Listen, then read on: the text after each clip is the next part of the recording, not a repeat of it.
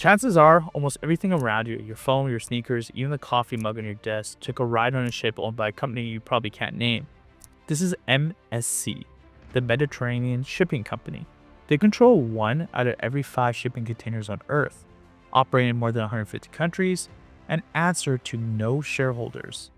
Today, we're pulling back the curtain on the secretive Swiss empire that quietly moves the world and the shadows that come with the power. So check it out. It all began in 1970 when Gianluigi Aponte, Italian sea captain, bought a single cargo ship, the Patricia, and started running goods between the Mediterranean and Somalia.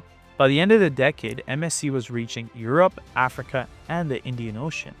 In 1978, they set up the headquarters in Geneva, Switzerland, and by the late 80s, MSC was shipping to North America and Australia. MSC's growth was relentless. They didn't just move cargo. They bought up used ships, expanded routes, and even jumped into the cruise business in the 1980s. But by the 1990s, MSC was building their own ships, making them bigger and more efficient every year.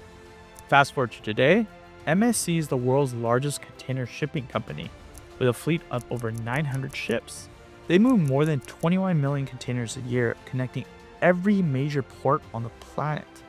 Unlike most global giants, MSC is still a family business. Gianluigi Aponte, now in his 80s, still runs the show with his wife Raffaella and their son Diego, who took over as CEO in 2014. No shareholders, no quarterly earning calls, just a private kingdom quietly steering global trade. Need to ship sneakers from Vietnam? MSC has the ships. Want that moved by train in Portugal? MSC owns the tracks. Store them in Panama? MSC controls the port. This isn't just vertical integration. It's a monopoly on motion. But with global power comes global risk. 2022, a Bloomberg investigation revealed that MSC ships have become a superhighway for drug cartels. Thousands of kilos of cocaine were found hidden in containers, sparking a U.S. probe. U.S. Customs called MSC a victim. But critics argued that the company's secrecy, no public filings, no outside oversight, made it a perfect target for traffickers. MSC denied wrongdoing, but the scandal exposed a chilling reality. When you control 20% of global shipping, the shadows are hard to avoid.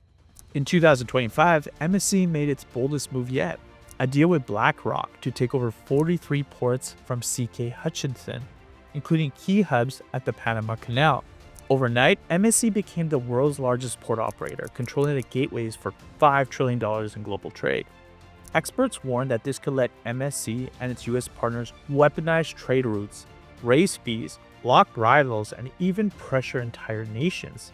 As China builds its Belt and Road, which we've done a video for in the past, MSC and BlackRock are building a Western counterweight, one container at a time. But there's another story to this story, the environment. Shipping is responsible for nearly 3% of global CO2 emissions, and container ships are among the biggest polluters on the planet.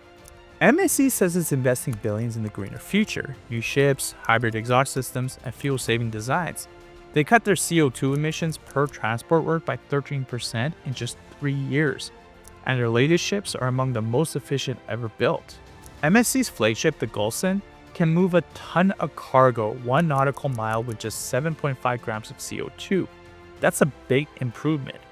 But the scale of the operation means the total emissions are still massive. And critics say the industry isn't just moving fast enough. In 2005, new rules in the EU will force shipping companies to track not just CO2, but methane, a greenhouse gas 80 times more potent than carbon dioxide. The pressure is on for MSC and its rivals to clean up or face massive fines and public backlash. MSC's story is more than a business success.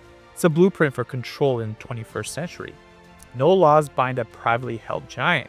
No voters hold it accountable.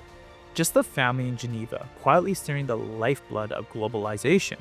And as the world gets more connected and more fragile, who controls the ships controls the world.